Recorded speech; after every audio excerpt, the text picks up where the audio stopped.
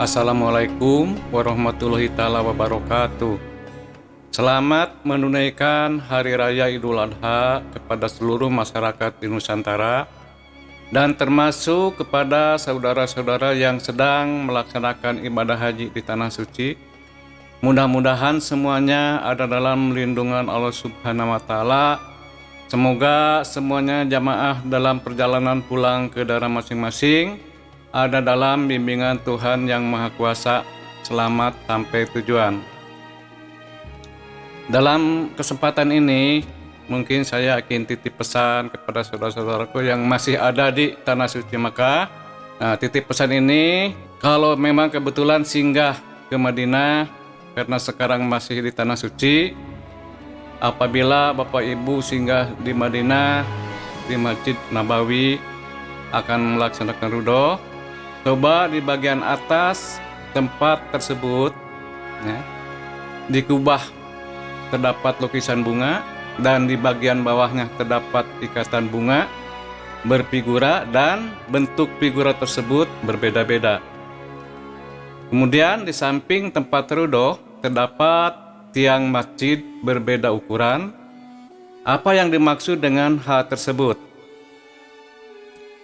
Berdasarkan pengalaman saya menyaksikan dan mengalami sendiri pada waktu itu akan melaksanakan rudho. Suasana tidak nyaman karena antrian jamaah begitu padat dan berdesakan. Sebagai akibat dengan tidak disiplin sering terjadi kericuhan. Menurut informasi dari Ketua Rombongan Travel Giant Tour, sejak dahulu katanya biasa terjadi, bahkan ada beberapa jamaah yang terinjak sampai meninggal. Nah, berdasarkan itu pula, maka saya ingin mencoba didiskusikan tentang pengalaman saya mengenai ada karya seni rupa di tempat rudho. Maka saya diskusikan bersama jamaah ya. Saya merasa heran melihat karya seni di bawah kubah Masjid Nabawi terdapat bentuk lukisan bunga yang tidak sesuai dengan budaya dan alamnya. Saya mencoba menjelaskan pesan moral yang terkandung dalam karya seni lukis tersebut kepada semua rekan jamaah dari Jawa Barat dan terdapat jamaah dari Indonesia lainnya, juga jamaah dari negara-negara lain. Karena waktu itu diskusinya di Masjid Nabawi waktu menjelang sholat asar. Pesan moral tersebut ialah bunga mempunyai sifat atau aroma harum atau wangi. Maksudnya baginda Rasul Nabi Muhammad Sallallahu Alaihi Wasallam terkena ke tiap penjuru dunia dengan ketauladan akhlak yang mulia. Yang kedua, siapa saja yang datang ke tempat ini, akhlaknya harus seperti yang diajarkan oleh Rasul. Maksudnya harus mempunyai etika, sopan santun, tata krama, dan saling menghargai sesama umat atau jamaah. Nah, atas penjabaran daripada bentuk karya tersebut, karena ini mungkin ada yang maksud dan tujuan, waktu para tokoh-tokoh agama waktu itu, para ulama, untuk apa meletakkan suatu karya seni di atas tempat rudho atau tepatnya di lokasi makom Kangjeng Nabi? Itu pasti ada maksud dan tujuannya. Ya. Maka dari itu saya ingin mencoba membuka berdasarkan pengalaman saya, juga termasuk petunjuk dari Allah. Arti dari karya seni tersebut bisa diterima, yaitu intinya bunga pada umumnya mempunyai sifat harum atau wangi. Maksudnya baginda Rasul Kangjeng Nabi Muhammad SAW terkenal ke tiap penjuru dunia dengan keteladanan akhlak yang mulia. Jadi jelas di sini ya,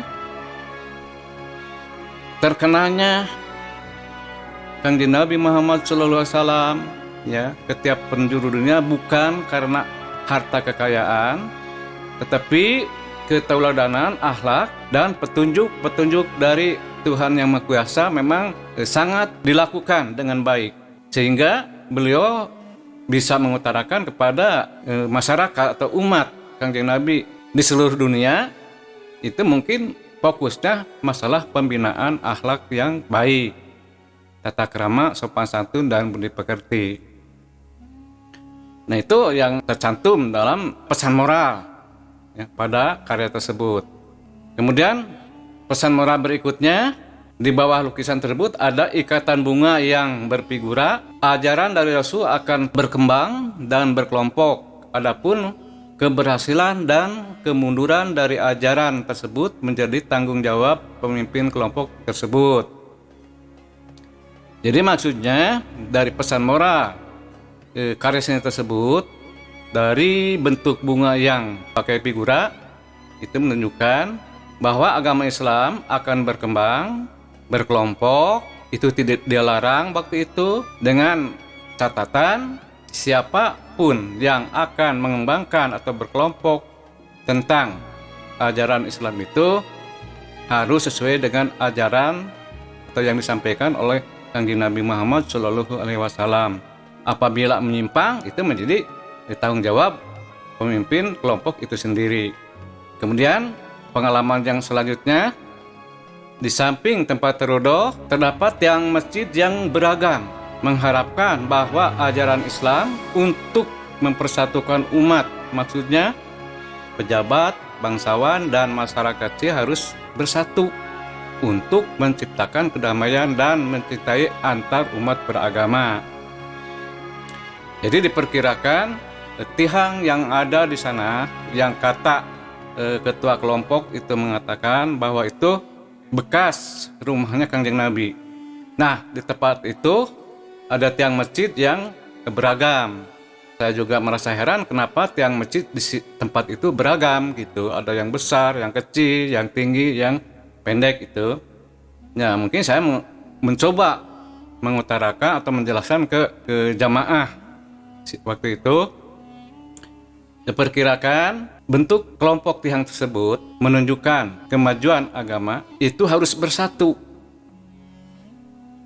Maksudnya di sini para pejabat, bangsawan harus bersatu dengan masyarakat kecil, ya, dengan masyarakat kecil. Sebab tidak akan ada pejabat kalau tidak ada masyarakat yang kecil. Jadi di sini betul-betul antara pejabat, bangsawan, dan masyarakat kecil dan menengah itu harus bersatu untuk menciptakan kedamaian, ya, dan mencintai antar umat beragama.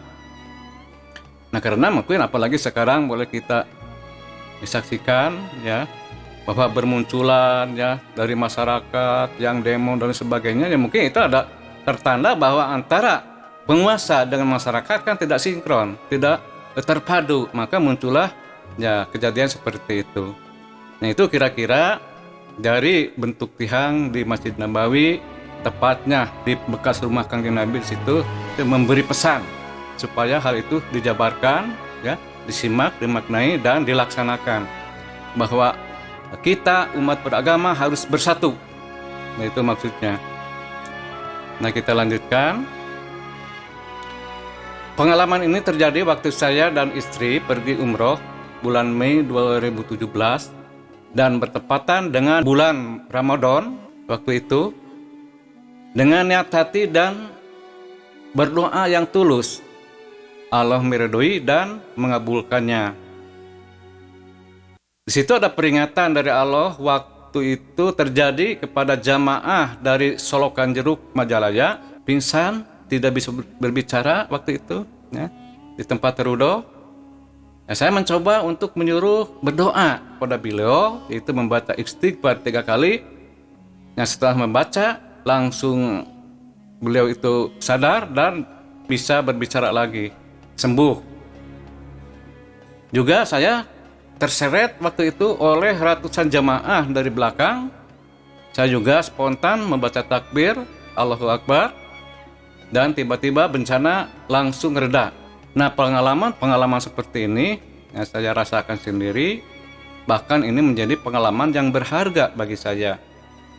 Nah, karena ini dianggap pengalaman berharga, maka saya ingin informasikan kepada seluruh calon haji, apa itu yang sudah jadi haji, yang ingin umroh dan sebagainya itu ya.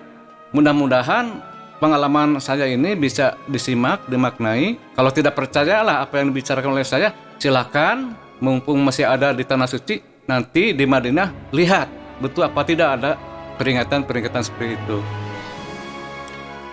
Nah, berdasarkan pengalaman tadi, saya mengajak kepada seluruh umat manusia, khusus Indonesia, berdasarkan kemujaraban doa yang betul-betul tulus kepada Tuhan Yang Maha Kuasa, ya mudah-mudahan kita marilah berdoa bersama-sama dalam menghadapi suasana sekarang ini.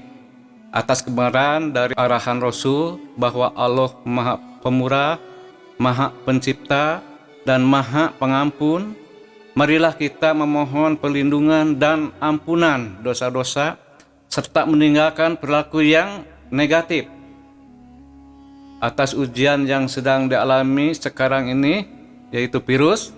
Mudah-mudahan kalau kita berdoa secara kompak bersama-sama secara khusyuk, mudah-mudahan Allah Yang Maha Kuasa atau Tuhan Yang Maha Kuasa cepat mengangkat dan normal kembali. Maksudnya supaya tatanan kehidupan kita, itu ekonomi, pendidikan dan sebagainya cepat berjalan dengan normal kembali. Nah, itulah pesan saya kepada saudara-saudara, ya, khususnya yang sedang ada di Tanah Suci. Marilah kita sama-sama berdoa supaya doa kita dikabul, penyakit cepat diangkat kembali, karena hanya Tuhanlah yang bisa meredakan itu penyakit. Dan mudah-mudahan sekali lagi dengan diangkatnya penyakit oleh yang punya, yaitu Tuhan Yang Maha Kuasa, mudah-mudahan kita semuanya bisa bersabar, introspeksi diri. Yang mudah-mudahan kalau kita kompak semuanya, itu Allah akan mengabulkannya. Mungkin dalam pertemuan kali ini sampai di sini, mudah-mudahan ada guna dan manfaatnya. Assalamualaikum warahmatullahi ta'ala wabarakatuh.